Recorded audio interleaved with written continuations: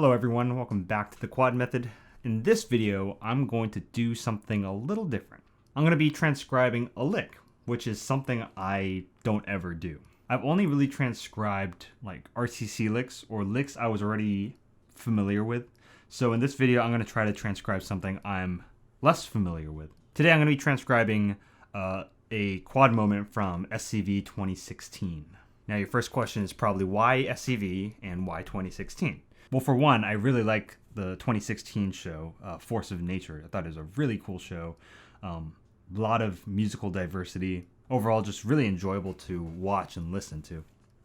And SCV because of all the drum corps composers out there, the rhythmic style quad writing is the one I'm least familiar with. And that includes going back to like Phantom. So I wanted to do something I'm not as familiar with so that in the hopes of, expanding my quad repertoire. I'm going to be transcribing for the first time, essentially.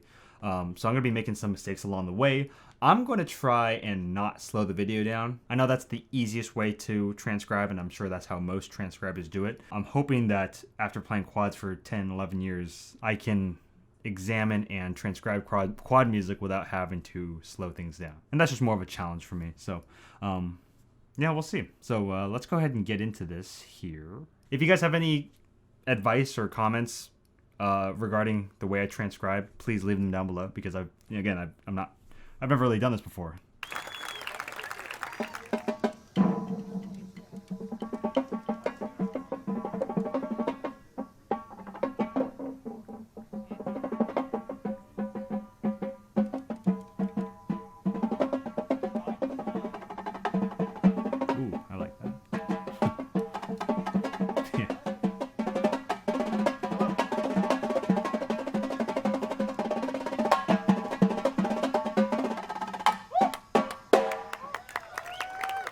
It's a really cool quad lick. The whole thing is just one big growth moment, right? From the very beginning, they start off with the puffies, which, doesn't scream quad feature, but it leaves a lot of room to go from there. So they move from the puffies to the rubbers to the wood tips, and as they go along, the intensity of their sound and the composition grows. From the very beginning it sounds more, there's a lot of like 8th notes, 16th notes, and triplets.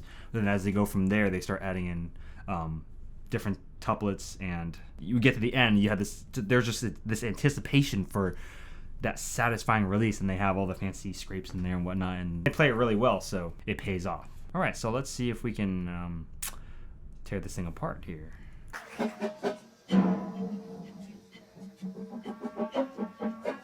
So it starts off with some buzzes, sounds like some 8th notes, and then some triplets. Again, this puffy part is nothing fancy. Like the rhythms themselves are simple, but the arounds make it kind of melodically interesting. So it starts with, I think, some buzzes on drum 3. It doesn't sound like a diminuendo. And then they have a couple 8th notes on count 4. Oh, I made a mistake. It's on drum 4, not drum 3. And then it goes into some triplets here that go up the drums, it looks like. These triplets also crescendo, so let's make sure we add that in. It starts at the first thing they play is like forte, crescendos, and then they play some, I guess, triple strokes. Like it goes bum bum bum bum bum bum. So the first time it only stops on drum 2, the second time it goes all the way down to drum 4. And then it looks like there's 2 8th note accents, and then it goes into some 16th note scrapes. You can listen to it, but you can also tell visually that they're scraping out than in. So it looks like, well, it starts in a crossover because those first 2 8th notes are accented, and I think this one's a left hand, so we're going across the dictum. And then this is where the scrapes are at, and it looks like it's going 4 2 2 1, and then inwards 1 2 4 2. It's all very like comfy, like mezzo piano, mezzo fourth, like a comfy mezzo height.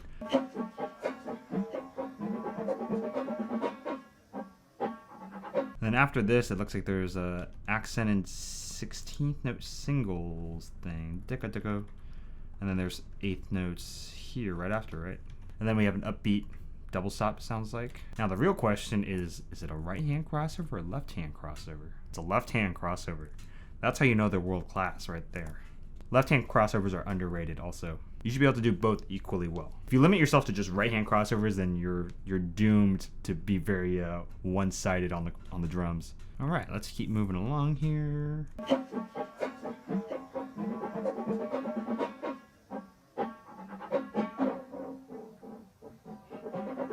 We have some singles on Spock, sounds like. And then a left hand upbeat on 4, and then some 16th notes up on the Spock drum. And we have 2 accent 8th notes, but right before the buzzes, and then we have dotted 8th note buzzes, that diminuendo. Do I want to make this into a 5/4 bar? Because that would make it fit better. I'm sure this is probably not how it's written in their music. So now it'll be a little easier to write those dotted buzz, buzz, buzz, buzz. Then moving on here, we have there's 2 8th notes on 3/4. The right hand is crossed over, seems like. So we're gonna go do this, bum bum. And then there's some more scrapes, but the first one is not. And then the left hand goes up the drums. Yeah, so then it goes on the inside drums. It goes inwards. Digga digga, digga digga digga digga digga. The next count is where the 8th notes begin. So if we look back here, we can see that these 2 bars combined so far equal 8 counts, and the next count sounds like the start of a phrase. So if we change this back to 4/4, it'll be a little cleaner.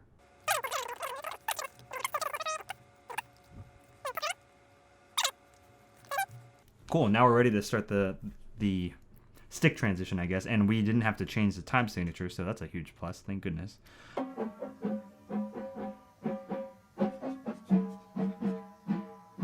Da da da da, bum bum bum bum bum.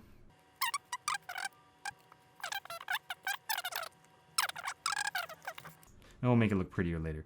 Bum bum bum bum bum bum bum bum bum, and then it goes the other way with the bum bum bum bum bum bum bum bum bum bum bum bum bum. Goes back across the drum, I believe. Cool, and look at that. So after the right hand and the left hand, and then we have a little 16th note pickup going into the whatever is after that.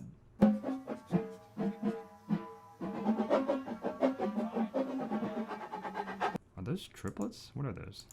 So they're not triplets because it doesn't quite fit into a triplet subdivision. So 4lets. And then after that it goes into some 16th notes that go all the way up to Spock. But we know those first 2 are 4lets. So basically if you clap the accent pattern for dotted quarters, 1 and 3 and 1 or 2, and you fit 4 notes in between, that's kind of what they're playing. So when we write it out, let's see if it works. So in Sibelius, the default for that rhythm would be 16th note 4lets. You could change the tuplet to be 8th notes. Something that helps when you're watching quad players play is you got to look at, sometimes it helps to look at different things. Sometimes when they're moving fast, it helps to look at their wrist motion, like where their wrist is kind of pointing. And in some cases, it's easier to watch where the beat is landing. Looking at different aspects of their playing can kind of help you determine what the drums are, if listening is not enough. And then after that, it looks like they go back to drum 1, and then they play like a paradiddle into singles. And it sounds like they're scraping that last left hand going from 4 to 2 up to Spock.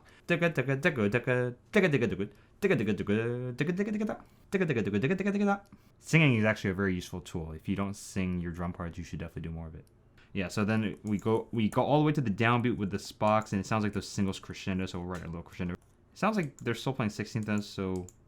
And we're going to write this as a marcato just because they're really putting an emphasis on it.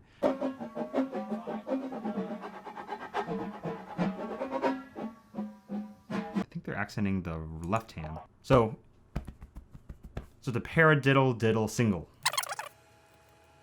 Oh, actually, it's not a paradiddle diddle. The first drum 4 is a double. Another thing to look out for when you're listening to music is like sometimes you can listen to one hand at a time. I think this is a perfect example because you have the right hand on Spock, the left hand on 4. It's easier to isolate one hand's rhythm because of that. So it's definitely obvious that the first left hand is a double, and then it goes single, and I believe it sounds like the right hand is playing a double on Spock on the back half, so it's kind of like this.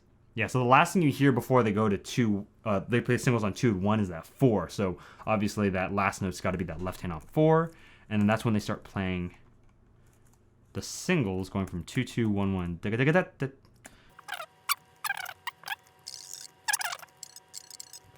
And then they play some more dotted eighth notes like diminuendo, and there's a little flip in there, and it ends on count 1, which is really nice. Makes it just looks pretty. You don't have to finish certain rhythms on like perfectly on the bar line, but when you're writing it out, it's quite satisfying.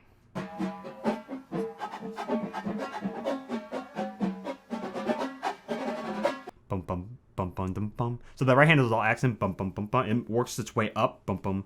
So 4 4 3 2, and then that left hand does a double. It goes 1 to 4. Bum bum bum bum bum bum bum bum bum bum bum bum bum bum. And all the right hands are accented, so that's kind of cool. We got a 16-note thing that was similar to what we had before. Something interesting in here. I think that right hand is a scrape. I think it's, so this one's definitely a Spock. We know that. And then that left hand, the next left hand is on drum 4. And then that last left hand diddle is definitely a scrape going from 4 to 2. But it sounds like there's definitely drum 1 in there. So I think it's this. And then we have some eighth notes to get that flip on the other hand. And then the left hand does a double. It looks like it goes from 4 to 1. And then we have some 16-note singles that unwind. So that left hand is basically prepping so that the right hand can get over, and then we can go from 2, 2, 3, 3, 2, 1. And then we have some scrapes. Sounds like it's a triplet roll, so we'll write it as a sextuplet. And then the right hand scrapes 2, 1. I think it's 2, 1, 2, 2. 3, 3. So there's only one scrape in there. Ooh, so this part's pretty interesting. So we have that's that first like 1.5 counts we know for sure is 1 and a 2 and. And then from here, it sounds like more fourlets. But it starts on an upbeat, so that second fourlet is actually a downbeat. Or it starts on a downbeat rather. Unfortunately here we can't write over the bar line. Or fourlets, the way we're doing it at least. So I don't want to do any weird Sibelius magic right now. So we're going to cheat a little bit and use 5/4 bar. Obviously, if this is written in a score, you can't do that because then everybody's bar changes into a 5/4 bar. But because we're not writing for everyone, we don't have to adhere to those rules. So those fourlets are actually scraped. I think the first one's not scraped, but then the other two are inwards.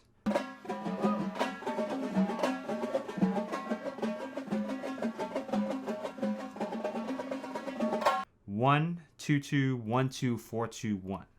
Afterwards, we go into some puttidas, it looks like, and then some more scrapes. That's actually pretty tough. You're going from fourlet doubles into 16th note doubles without really any break in between. They play 2 puttidas, 16th notes. So because we're starting on an upbeat here, after those 2 puttidas, we end on a downbeat, which is actually the beginning of just the double strokes, which is actually pretty convenient for us. And it looks like it's just 1 1 2 1 2 2 1 1. So there's one left hand scrape in there, I think, and one right hand crossover accent. So so I think it's that. And then now we start on a downbeat. Now we can go into the scrapes.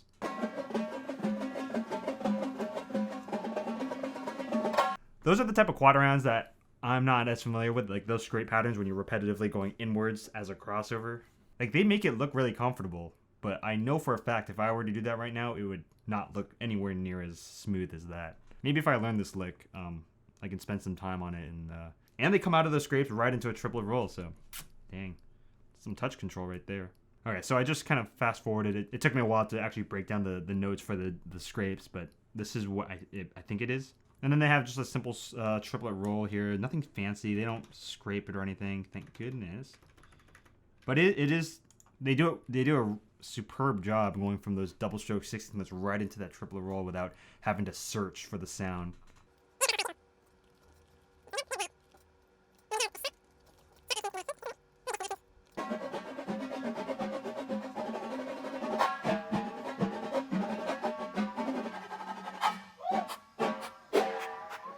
And then they do this cool thing where they repeat the same drum pattern, but the sticking it doesn't quite match, but it still sounds the same. So it kind of creates this kind of illusion. It's like it shouldn't sound like that, but it does.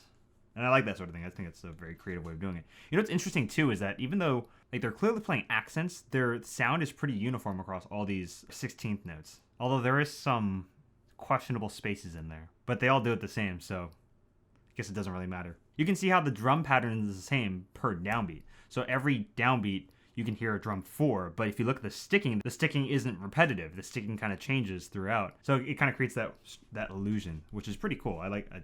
And then after that, sounds like they play some triplets, and then some rolls. It looks like, yeah, they play one scrape in there, so kind of like that.